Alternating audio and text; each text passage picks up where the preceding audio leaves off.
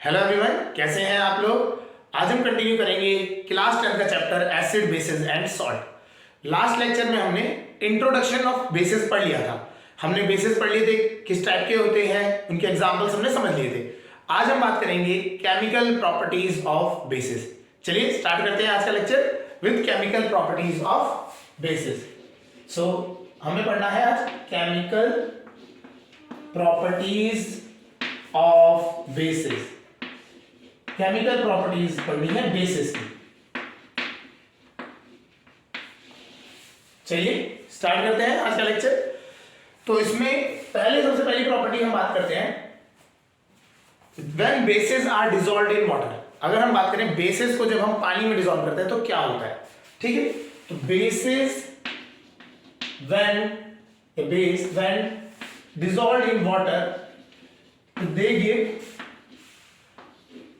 OH minus ion, ठीक है। आपका ये OH माइनस आयन जनरली देते हैं और एक मेटल आयन होता है आपका दूसरा, जनरली मेटल आयंस होते हैं, ठीक। तो क्या होता है, एक एग्जांपल समझते हैं। बेसिस एग्जांपल NaOH, ठीक है, या CaOH होल ट्वाइस।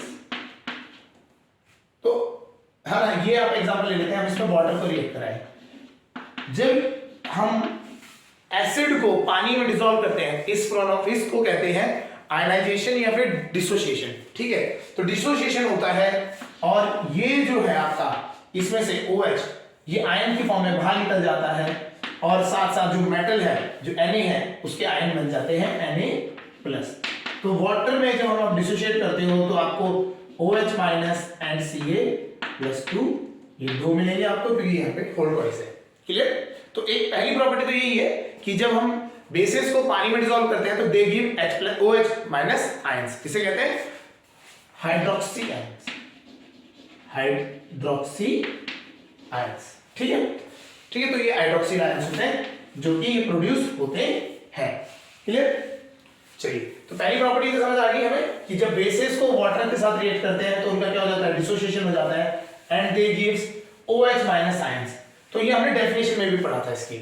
क्लियर, समझ आ गया होगा, ठीक है। तो ये है फर्स्ट प्रॉपर्टी। सेकंड प्रॉपर्टी में अगर हम बात करें तो ये होती है आपकी reaction of basis with, basis को हमने रिएक्ट करा देते हैं हम एसिड से, है ना।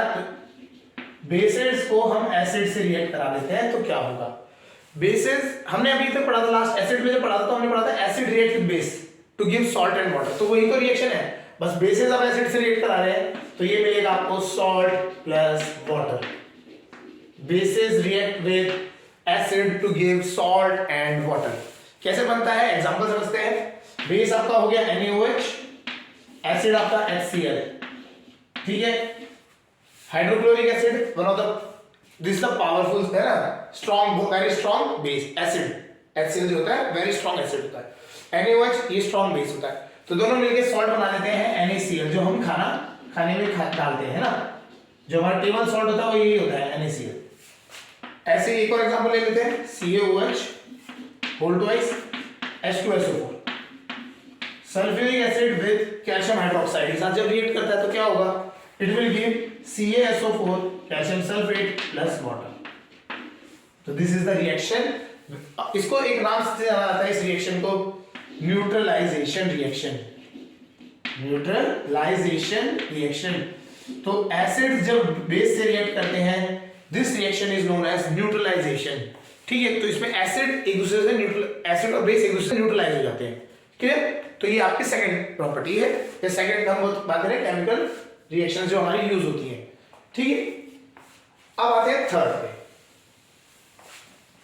बेसिस में ज्यादा रिएक्शंस नहीं है, ठीक है, एसिड्स में ज्यादा होती है, बेसिस के हिसाब से कम होती है। तो इसमें हम समझ लेते हैं, एक तो ये समझ आ गया था कि पहले वो आयंस बनाते हैं OH माइनस आयन। सेकंड हमने बात करी एसिड बेस के साथ, एसिड और बेस रिएक्ट करके न्यूट्रलाइज हो जाते हैं, सॉल्ट एंड वाटर बन जाते हैं।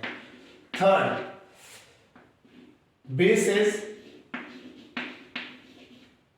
बेस रिएक्ट विद, जो बेसिस जो होते हैं रिएक्ट करते हैं non metal oxides, non metal oxides.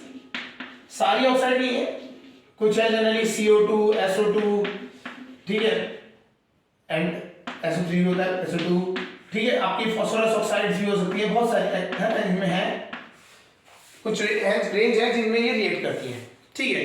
तो आपको कार्बन डाइऑक्साइड से, सल्फर डाइऑक्साइड से ये जनरली रिएक्ट कर जाता है, क्लियर। तो और क्या बनाते हैं, ये बनाते हैं सॉल्ट, यहां क्या बनाते हैं, salt and water, salt and water, ठीक है। तो ये दो आपकी ये चीज बनती है। एग्जांपल समझाते हैं, हमने ले लिया CaOH whole twice, calcium hydroxide, react कराया CO2 से, तो ये बनाता है calcium carbonate CaCO3 plus H2, ठीक है। ये आपकी रिएक्शन होती है, क्लियर, समझ आ गया होगा। तो जब नॉन मेटल ऑक्साइड से बेसिस रिएक्ट करते हैं, they give out salt and water, ये समझ आना चाहिए।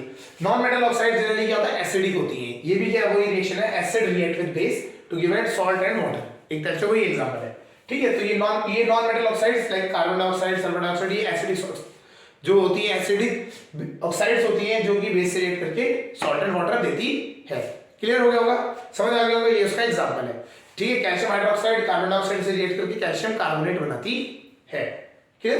चलिए अगला करते हैं।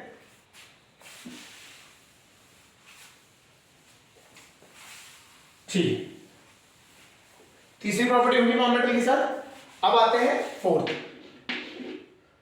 Basis react with some metals, not all metals, सारे मेटल से नहीं रिएक्ट करते हैं, कुछ ही मेटल से रिएक्ट करते हैं, लाइक जिंक एंड एल्यूमिनियम, ठीक है।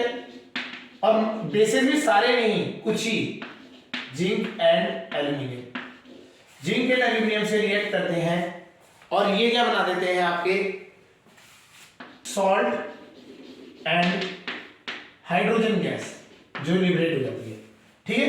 सभी मेटल नहीं करते हैं, जिंक एंड एल्यूमिनियम करते हैं, ये याद रखना। और ऐसी बेसिस जो है वो सारे नहीं करते हैं, KOH आपको मिलेगा देखने को और NaOH मिलेगा, ये दोनों आपको मिलेंगे, ठीक है। सोडियम हाइड्रोक्साइड और पोटेशियम हाइड्रोक्साइड ये आपको दोनों में मिलते हैं, क्लियर। क्या बनाते हैं ये सॉल्ट, कैसा होता है देख लेते हैं। NaOH को जिंक से रिएक्ट कराया, ठीक है, तो ये बनाता है आपका Na2ZnO2, ठीक है, सोडियम जिंक ऑक्साइड, ये हो गया। और हाइड्रोजन गैस आपकी रिमूव हो जाती है, क्लियर। सिमिलरली एक एल्यूमिनियम के साथ रिएक्ट और कर देते हैं, ये एल्यूमिनियम के साथ जब रिएक्ट करेगा तो it will form NaAlO2 with hydrogen gas. तो हम ये कह सकते हैं basis like sodium hydroxide and potassium hydroxide react with some metals like zinc and aluminum to give out salt and hydrogen gas। तो salt and hydrogen gas से निकलता है जब आप बेस रिएक्ट करते हैं मेटल से, कुछ ही बेस रिएक्ट करते हैं, कुछ ही मेटल से रिएक्ट करते हैं, क्लियर। तो आपको ये पता होना चाहिए, क्लियर। अब हम बात करते हैं नेक्स्ट की, ठीक, नेक्स्ट की बात करते हैं। तो ये हमारे रिएक्शंस हैं बेसिस के साथ, है ना। तो अब आते हैं नेक्स्ट रिएक्शन, जो हमारा क्या कहता है, बेसिस जो है अमोनियम सॉल्ट, अमोनियम सॉल्ट होता है, अमोनियम सॉल्ट, अमोनियम सॉल्ट। अगर हम बेसिस को अमोनियम सॉल्ट के साथ हीट अप करते हैं, वार्म अप करते हैं ना, हम एग्जांपल समझ लेते हैं। बेस ले लिया NaOH, अमोनियम सॉल्ट ले लिया NH4OH, NH4Cl, ammonium oxide hydroxide नहीं, अमोनियम सॉल्ट, तो ये अमोनियम सॉल्ट है, अमोनियम क्लोराइड, ठीक है। तो जब ये रिएक्ट करता है तो आपको ये समझना है सॉल्ट तो निकलता ही निकलता है, इसके साथ अमोनिया गैस निकल जाती है। बेसिकली क्या होता है, अमोनिया गैस NH3 ये लिबरेट हो जाती है, ठीक है। तो इसको बनाते देखो, सॉल्ट बनेगा, Na और Cl जुड़ जाएंगे, तो NaCl plus nitrogen gas NH3 plus H2O, ये आपका गैस लिबरेट हो गई, समझ आया। तो ये आपकी रिएक्शन होती है जो कि बेस अमोनियम सॉल्ट्स के साथ जब रिएक्ट करते हैं और उसको हम हल्का हल्का वार्म करते हैं, तो उससे क्या होती है, गैस लिबरेट होती है, that is called ammonia gas. बहुत गंदी स्मेल होती है ना, पंजेंट स्मेल, रॉटन एग की तरह लगती है। तो वो एक रिएक्शन यहाँ पे होती है, क्लियर, ठीक। अब इसके बाद हम बात करते हैं, ये हो गया आपकी साइड 5 बहुत है, यही है। तो these are all the reactions जो हम बेसिस के बारे में पढ़ते हैं, केमिकल रिएक्शंस में जो इसकी प्रॉपर्टीज आती है, ठीक है।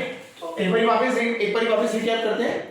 तो हमने पढ़ा सबसे पहला कि हमने बेसिस को जब पानी में डिसॉल्व किया तो they give OH minus ions, पहली प्रॉपर्टी, ठीक है। सेकंड प्रॉपर्टी हमने बात करी, एसिड बेस से जब रिएक्ट करता है तो क्या होता है, न्यूट्रलाइजेशन रिएक्शन, तो इसमें हमारा क्या होता है, सॉल्ट एंड वाटर मिलता है, सेकंड प्रॉपर्टी। थर्ड जो प्रॉपर्टी थी उसमें हमने बात करी थी, जो बेसिस होते हैं नॉन मेटल ऑक्साइड से रिएक्ट करते हैं and they give out salt and water, ठीक है। ये भी आपका क्या होता है, जैसे कार्बन डाइऑक्साइड से रिएक्ट करा है तो कैल्शियम कार्बोनेट बन गया, सोडियम सल्फेट, सोडियम कार्बोनेट बन गया, तो ये ऐसे रिएक्शन होते हैं, ठीक है।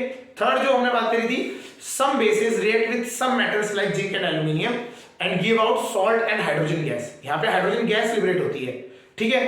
तो वहां पे ये चीज हमारी फोर्थ प्रॉपर्टी थी। और लास्ट जो थी, basis on heating with ammonium salts liberate, आपका कौन सा गैस होती है, जब आप बेसिस को अमोनियम सॉल्ट के साथ रिएक्ट करते हैं और वार्म अप करते हैं, they liberate ammonia gas that has pungent smell, तो ये आपका एक और रिएक्शन होती है, क्लियर। तो ये सारी समझ आ गई होगी बेसिस की प्रॉपर्टी। तो हमने एसिड कंप्लीट पढ़ लिया, उसकी प्रॉपर्टीज पढ़ ली, अब हमने बेसिस और उसकी प्रॉपर्टीज पढ़ ली, ठीक है। तो एक क्वेश्चन जनरली पूछा जाता है, वो है what are the difference between acid and bases, clear. चलिए उसको एक बार सॉल्व कर लेते हैं यहां से। तो एसिड एंड बेसिस, एसिड और बेसिस इन दोनों का डिफरेंस क्या होता है, एसिड और बेस का डिफरेंस क्या होता है, एसिड का क्या होता है और बेस का क्या होता है, ये चीज आपको समझनी है, ठीक है। तो समझते हैं, पहले बात करते हैं सबसे पहले एसिड, ठीक है। टेस्ट की बात करते हैं, ये होता है सार टेस्ट, इसका टेस्ट कैसा होता है, सार टेस्ट, ठीक है। बेसिस का कैसा होता है, bitter in taste, bitter in taste, ठीक है, कड़वे होते हैं, ठीक है। सेकंड, टच की बात कर ले तो हमने यहां पढ़ा था बेसिस में क्या होता है, सोपी इन टच, सोपी इन टच, टच जो है आपका वो सोपी है, मतलब आपका जैसे सोप है ना उस तरीके का टच होता है, क्लियर। एसिड में सिमिलर, ठीक है, similar to water, basically touch is similar to water, जैसे वाटर हमने गीला पानी कर लिया उसी तरीके से होता है। कंपैरेटिव करने के लिए तो हम वाटर को ले सकते हैं, है ना, जैसे पानी आपको फील होता है उसी तरीके से आपका एसिड भी फील होगा, बिल्कुल वो वाटर जैसा फील होता है, उसमें कोई डिफरेंस नहीं होता, क्लियर। थर्ड प्रॉपर्टी आती है, वो केमिकल प्रॉपर्टी से आ जाता है हमारा, gives H plus ion, give H plus ion when H plus ions, ठीक है। आयंस देता है when dissolved in water, dissolved in water, पानी में जैसे आप लोग घोलोगे तो H plus ion देता है, यहां पे क्या है, give OH minus ion when dissolved in water, when dissolved in water, dissolve, जब उसको हम पानी में डिसॉल्व करते हैं वहां OH माइनस मिलता है, एसिड में H प्लस मिलता है, बेस में OH माइनस मिलता है, क्लियर। फोर्थ, ठीक है, टर्न्स, एसिड है, blue litmus red, blue litmus red,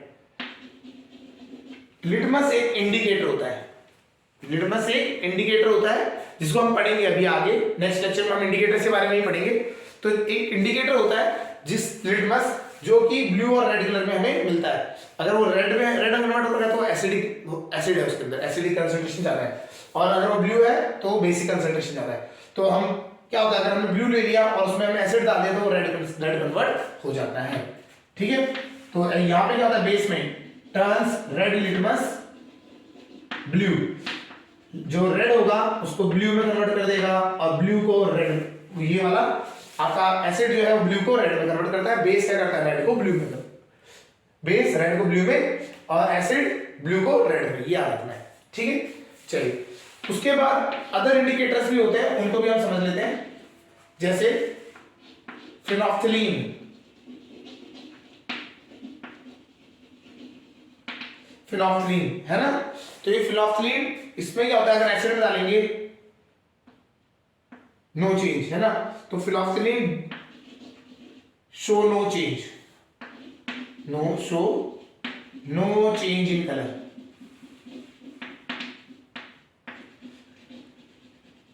basically colourless होता है, बेसिकली फिनोल्फ्थलीन क्या होगा, कलरलेस हो जाएगा।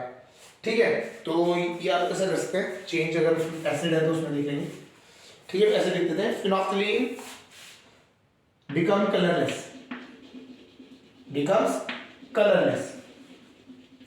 पिंक कलर का होता है ना, अगर आप फिनोल्फ्थलीन देखेंगे पिंक कलर का होगा तो कलरलेस हो जाता है, और बेस में क्या हो जाता है, ये पिंक हो जाता है बेसिकली। फिनोल्फ्थलीन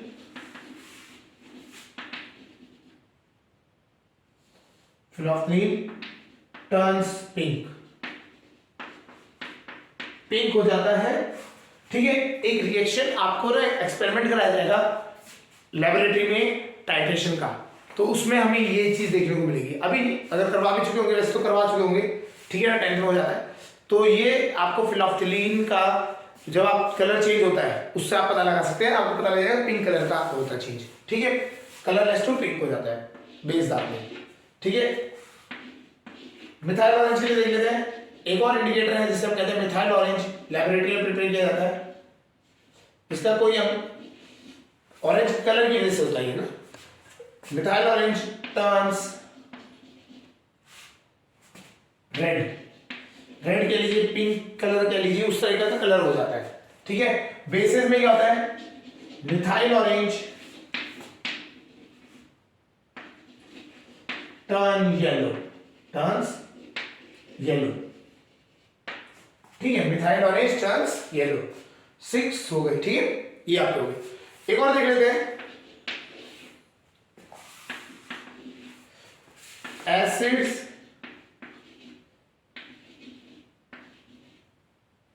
decompose carbonate. अगर कार्बोनेट्स और हाइड्रो बाइकार्बोनेट्स कह लीजिए या हाइड्रोजन कार्बोनेट्स कह लीजिए, एक ही बात है, इसको डिकम्पोज कर देता है to give out CO2 gas. Carbonate को डिकम्पोज करके उससे CO2 गैस रिमूव आउट कर देते हैं एसिड। यहां पे क्या होता है, bases has no effect on carbonates, carbonates में कोई इफेक्ट नहीं आएगा बेसिस में। ठीक है, कार्बोनेट्स में कोई इफेक्ट नहीं आता। तो ये आपकी बहुत है, एसिड बेसिस के आपके डिफरेंसेस बहुत सारे और भी होते हैं, लेकिन आपको फिजिकली फॉर्म में बात करें तो आपको टेस्ट बता सकते हैं, sour in taste, bitter in taste. Touch में बात करें तो सिमिलर टू वाटर होता है, ये होता है सोपी इन टच। ठीक है, टर्न्स ब्लू लिटमस रेड, ये फिजिकल प्रॉपर्टी में आपको देखने को मिल जाएगा। फिनोल्फ्थलीन दिख जाएगा, कलरलेस हो जाता है एसिड में डालते ही, और मिथाइल ऑरेंज क्या होता है, रेड हो जाता है। ठीक है, अगर हम बात करें केमिकल प्रॉपर्टीज से तो H+ ion donate, H+ ion देते हैं एसिड्स, बेस देते हैं OH- आयन। ठीक है, फिनोल्फ्थलीन और यहाँ पे ये क्या करते हैं, CO2 लिबरेट कर देते हैं कार्बोनेट्स में से। अगर कार्बोनेट्स में आपने एसिड डाल दिया तो CO2 लिबरेट हो जाएगा। इधर देखिए बेसिस में, तो ये सुपीरियर टेस्ट तो हुई है, लिटमस को रेड से ब्लू में कन्वर्ट कर देते हैं, फिनोल्फ्थलीन को पिंक बना देते हैं, मिथाइल ऑरेंज को येलो कलर में कन्वर्ट कर देते हैं। क्लियर, और जो ये होता है कार्बोनेट्स पे कोई इनका इफेक्ट नहीं होता।